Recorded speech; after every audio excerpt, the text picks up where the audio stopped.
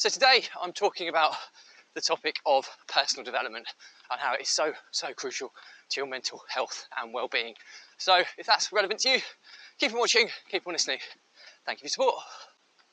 Welcome back to consecutive day 1424 of a diary of a Runpreneur. If you believe in my mission of saving the lives of children by attempting the ultimate ultramarathon of run vlogging, barefoot style, the distance of a lap of the world, then do please give this a subscribe, share, like and comment, as the more people we get in front of, more money we raise, and ultimately the more children's lives we save, which is every reason I put myself through this every single day.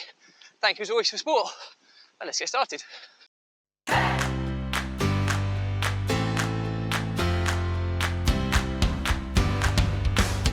So, consecutive day 1424 of a diary of a Runpreneur.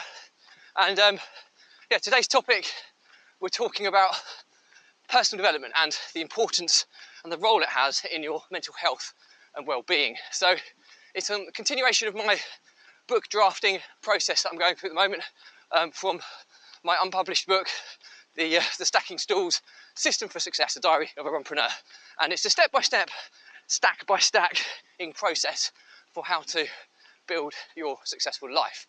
Now, this topic in particular is part of the kind of mental health foundational pillar or leg of the health stool. So it's giving you, around your health, it's 1/3 of the areas that you need to focus some attention on to give you the stability and the foundation to progress to the next stool, which is the next step in building a successful life. So health is super important.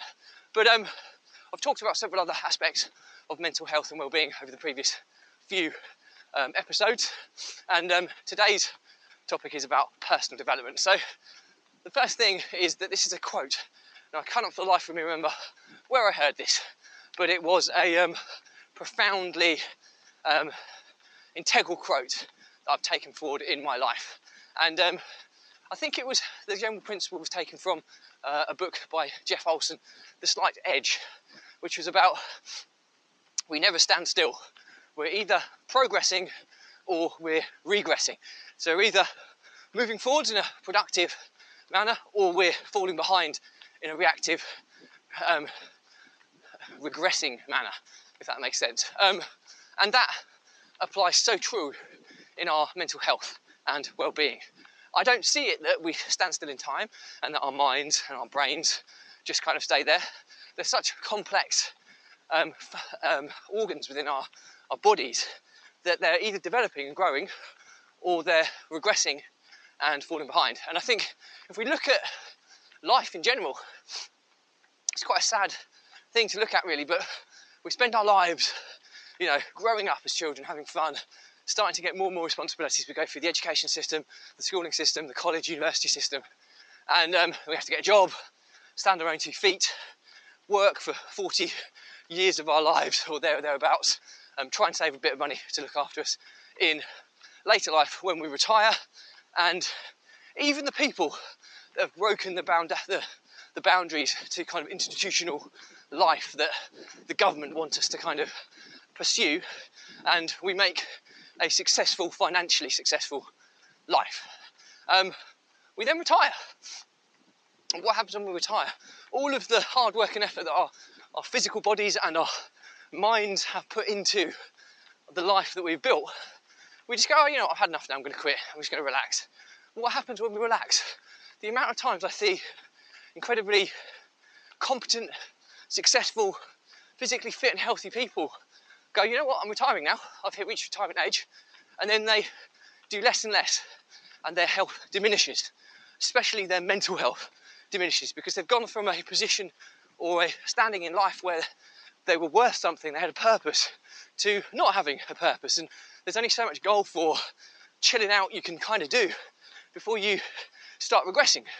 And it happens pretty aggressively, and as we haven't touched on the importance of compounding yet, I'll touch on that later, but it works against you as it can for you, and the compounding effects of regression on your mind makes your mind diminish, which ultimately makes your body and health diminish, and then you see so many people actually not live out, the long years that their retirement deserves. And that's ultimately, in my opinion, because they've gone from a progressing state to a regressing state. So how do we avoid that? Well, like I said, you never stand still. You're either moving forward or you're moving back, and you have a choice. So I know which way I want to move.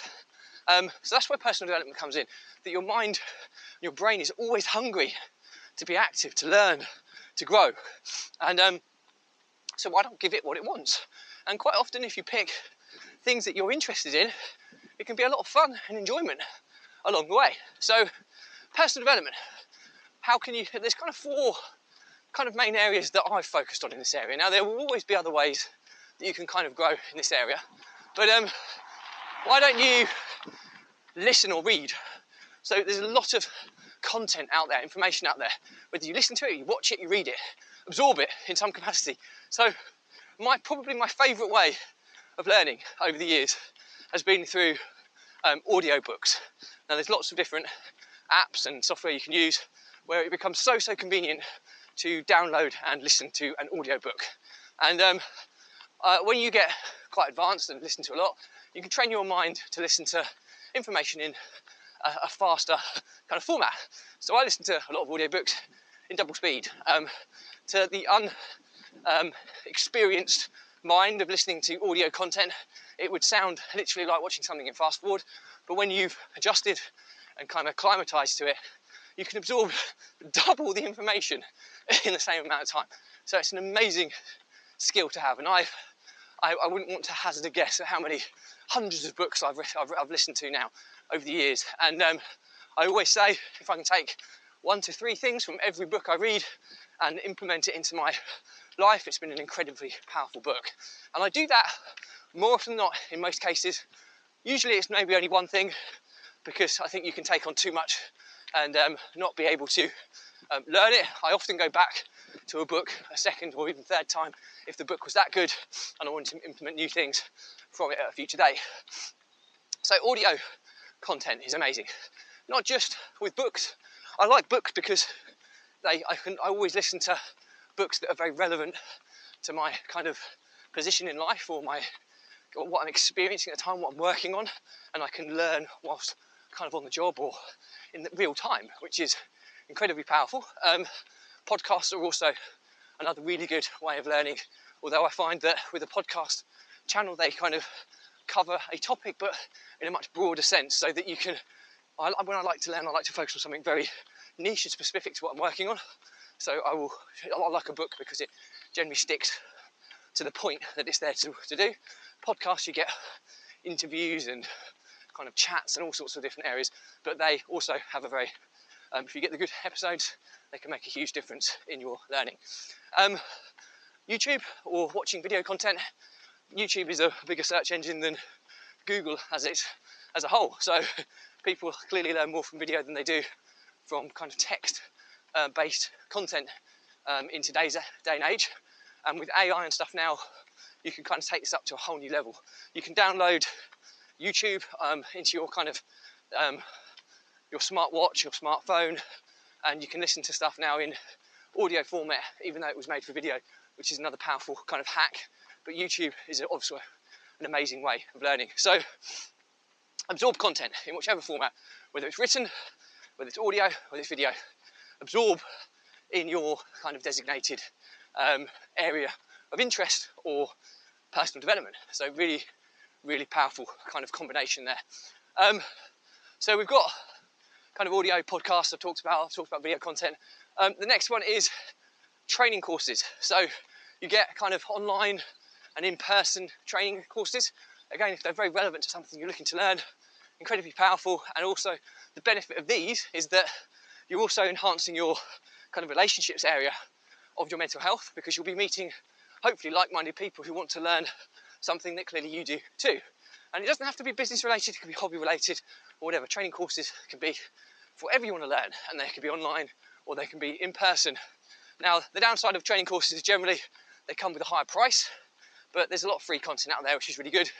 But I've always loved kind of audio books because they're really, really cheap, really, really accessible, and you get an amazing return on that investment. Where training courses, if you get the good ones, you can also get amazingly good returns on them. But I'm not talking about returns in terms of financial return. I'm talking about personal development return. So, but there's nothing worse than paying a lot of money for something where you feel you've learned very little.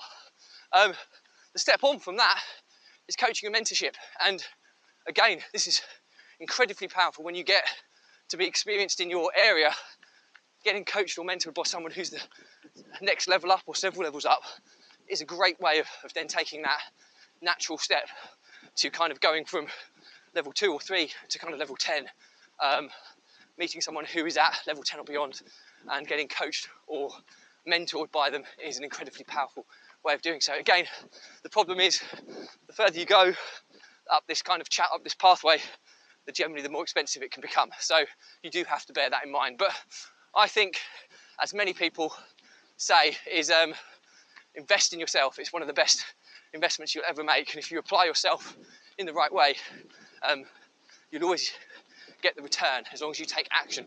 The problem is in the kind of educational space is you can almost state that 95% of people who are given access or try to learn these things won't put them into action. So it's only the 5% of action takers that persevere that are the ones that get the benefit. So bear that in mind and ask yourself the question whether you are an action taker or not. That's another key one. But still, regardless of whether you take action or not, just partaking in this journey of personal development will keep your mind in a very good, progressive state, which is really, really important for your mental health and well-being overall. So yeah, ultimately, learnings from my diary today, the key concept here is your mind in particular. It either progresses or it regresses. If you sit there and do nothing all day, your level of intelligence, your level of kind of mental efficiency, your IQ just diminishes because your brain's a muscle, and if you're not exercising it, it will regress. Just like if I go to the gym and do lots of press-ups and sit-ups and weights, my muscles will build. I stop doing it, my muscles shrink. It's the same with your brain. Bear that in mind. So exercise it regularly, and we do that through doing personal development. Now, I've talked in personal development all the different formats you can kind of do to continue to develop your brain and your mind. And I've talked about information and how you absorb it, whether you absorb it audibly, whether you absorb it visually, or whether you absorb it from reading and reading kind of text, which is reading, listening, or watching are kind of the 3 areas in which you can absorb information. Really, so much of it out there. It comes at varying levels of costs, which I've talked about, but you can find online courses or in-person events where you can actually do things with other people, which is often quite a cool way of building relationships. We talked about the importance of relationships in a previous episode. We talked about potentially finding coaches and mentors who are several steps or levels ahead of you in the journey that you want to take. That's also a very, very good way of kind of getting there, because success often leaves clues, and following people who have been there, done it, got the t-shirt is often one of the most efficient ways to do so. However, when you do that and you're paying for bespoke coaching and mentorship, it can come at a much higher price. So kind of build your personal development plan. You don't have to go to coaching and mentorship straight off the bat. Just getting in regular habits of reading, listening, or watching information based within your areas of interest on a regular basis. Really, really good habit. I do it every week without fail, quite often every day. But I always do it probably at least 4 times a week. And if I listen to content in double speed, I'm getting through double the output in the same amount of time. So super powerful. Hope that's useful. Any questions or comments, drop me a line. I will respond to everyone. But do please remember, if you believe in my mission of saving the lives of children by attempting the ultimate ultra marathon of run vlogging, barefoot style, the distance of a lap on consecutive days, the distance of a lap of the world, do please give this a subscribe, share, like, and comment. Any engagement reaches more people, ultimately raises more money, which will save more children's lives, which is every reason I do this every single day, and will continue doing so until the day I die. Thank you as always for your support. Stay positive, stay happy. I'll see you again tomorrow.